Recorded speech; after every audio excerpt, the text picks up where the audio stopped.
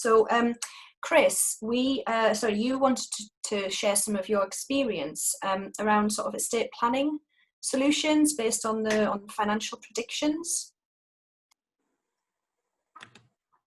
So, as with any planning scenario, estate planning starts with establishing high-level objectives and then breaking those down into the order of client priorities. So with estate planning, I'll often present this as a summary of the options that are available.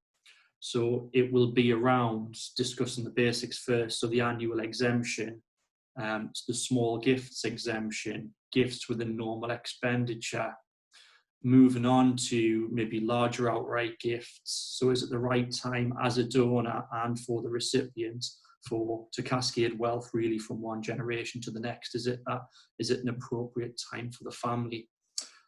We'll summarise using trusts, and we'll talk about using trusts and the benefit being governance and control. But also, can the client afford to forego access to capital, to forego access to income? Can the client afford to make a gift if the growth is given away, but they want to retain access to the principal investment or the principal gift?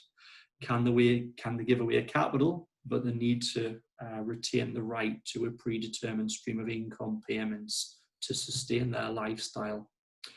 Is insurance appropriate so a liability can be met, and that will allow the estate to pass intact?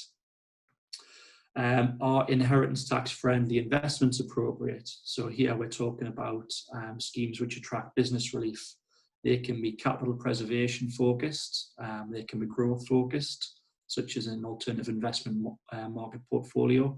They can be the client looking into unlisted investments that they might be interested in, or it can be an introduction from a wealth manager to something like an angel investor syndicate to find investments that will attract business relief.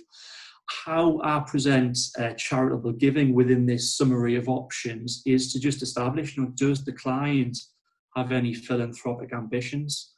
Do they have a history of gifting to charity in the past? Which charities were they? Why? And again, it's been mentioned, but the merit of the Community Foundation is just that level of governance. You can make that decision, you can make that commitment, but actually the nitty-gritty decisions can be deferred to the later date, and appropriate decisions can be made at the right time. And also you can look at, legacy, leaving a legacy versus a lifetime gift. And actually most of the clients that I'm associated with who are connected to the Community Foundation have made a lifetime gift, and they've got a huge amount of pleasure out of seeing the capital granted and deployed in a way that's agreed with their connection at the Community Foundation.